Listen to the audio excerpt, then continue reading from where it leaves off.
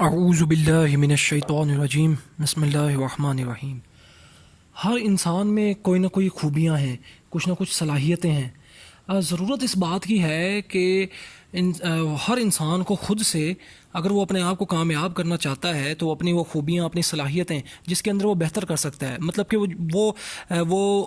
اس میں effort Leslie جو ہے بہت اچھا کر سکتا ہے، تو وہ اس کے اندر بہت آگے بڑھ سکتا ہے۔ مثال کے طور پر عام طور پر یہ سمجھا جاتا ہے کہ جو سست لوگ ہیں وہ شاید کامیاب نہیں ہوتے، حالانکہ یہ بھی ایک مت ہے۔ اگر وہ اس چیز کو پازیٹیولی یوز کر لے، مطلب کہ اگر وہ تھوڑا سا سوچ بچار کر کے کوئی کام کرتا ہے،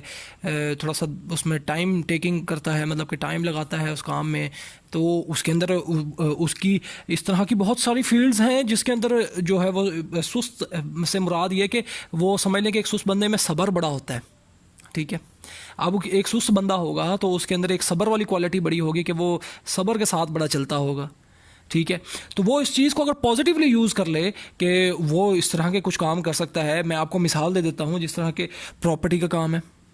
اب پراپرٹی کے کام کے اندر اسی طرح کا بندہ چاہیے جو بڑا ہی تحمل مزاج اور بڑا ہی صبر والا بندہ ہو، جو بڑے سکون سے جو ہے وہ چیزوں کو سمجھ کر کے جو ہے وہ ڈیلز کروائے، اور پراپرٹی کے کام کے اندر وہ ایسا بندہ تو کامیاب ہو سکتا ہے۔ اور اس طرح کی اور بھی بہت ساری فیلڈز ہو سکتی ہیں۔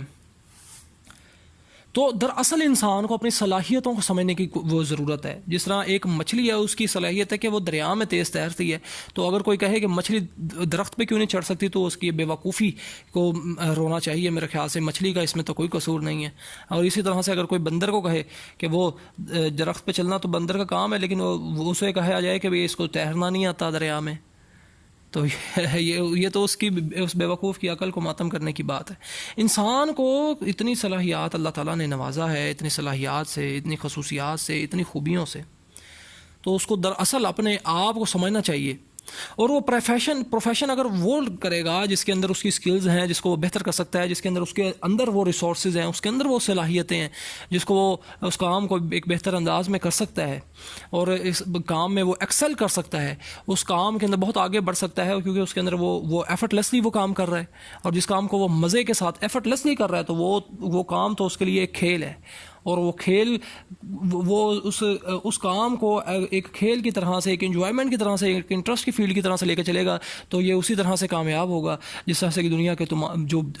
کامیاب ترین لوگ ہیں، جس طرح یہ بلکہ یہ کوالٹیز جو ہیں وہ بل گیٹس میں ہیں، جنہوں نے اپنی انٹرسٹ کی فیلڈ میں ایکسل کیا، اس میں وہ کتنا آگے بڑھ گئے۔ وہ مارک زکربرگ میں ہیں، جنہوں نے اپنی انٹرسٹ کی فیلڈ میں اس نے ورکنگ کی، فیس بک بنایا اور اس کے اندر کتنا ایکسل کر گئے۔ اسی طرح سے ایلون مسک کی مثال لے لیں۔ تو اللہ تعالیٰ ہمیں دنیا و آخرت میں کامیابی عطا فرمائے۔ اور ایک چیز کو میری بات کو یاد رکھیں کہ قرآن اور صحیح حدیث، مطلب اللہ تعالیٰ کے جو قوانین ہیں وہ، اور جو آپ کے ملک کے قوانین ہیں، یہ بھی ہمیں بلکہ شرعی طور پہ ہی حکم ہے قرآن اور حدیث کے اندر ہی کہ جس ملک کے اندر اللہ تعالیٰ کمی بیشی معاف فرمائے، مطلب کہ ہمیں اسلام میں یہ حکم ملتا ہے کہ جس ملک کے اندر ہم رہ رہے ہیں اس کے جو وہ قوانین ہیں اس کو فالو کرنا ہے، جب تک کہ وہ اللہ تعالیٰ کے احکامات سے ٹکراتے نہیں ہیں، تو تب تک ہمیں وہ اس ملک کے قوانین پر عمل کرنا ہے۔ بتانے کا مقصد یہ ہے کہ شریعت اور اس کے بعد جو آپ آپ جس ملک میں رہ رہے ہیں اس کے جو قوانین ہیں اس کو فالو کریں، اس کے اندر رہتے ہوئے کریٹیوٹی اور اس کے اندر رہتے ہوئے جو بھی آپ بہتر پازیٹیو کچھ کر سکتے ہیں تو وہ بالکل آپ کو کرنا چاہیے۔ لوگوں کے باتوں کی پرواہ نہیں کرنی چاہیے، ٹرینڈز کی پرواہ نہیں کرنی چاہیے۔ آپ پازیٹیو امپیکٹ کریٹ کر سکتے ہیں، آپ کے اندر کچھ صلاحیتیں ہیں، جس چیز کو آپ کو بہتر انداز میں کر سکتے ہیں تو کرنا چاہیے۔ حق کو سمجھنے کے لیے اور دراصل کامیابی کے لیے قرآن اور صحیح حدیث کو ترجمے کے ساتھ پڑھیں، اور اس کے بعد اللہ تعالیٰ کے قوانین کو آبزرو کریں، اس کے بارے میں علم حاصل کریں جو کہ سائنس کا علم ہے۔ اللہ تعالیٰ ہمیں دنیا و آخرت میں کامیابی عطا فرمائے، آمین۔ میرے منہ سے کوئی غلطی سے جانے یا انجانے میں کوئی غلط بات نکل گئی ہو تو اللہ تعالیٰ مجھے معاف فرمائے، آمین۔ اللہ حافظ۔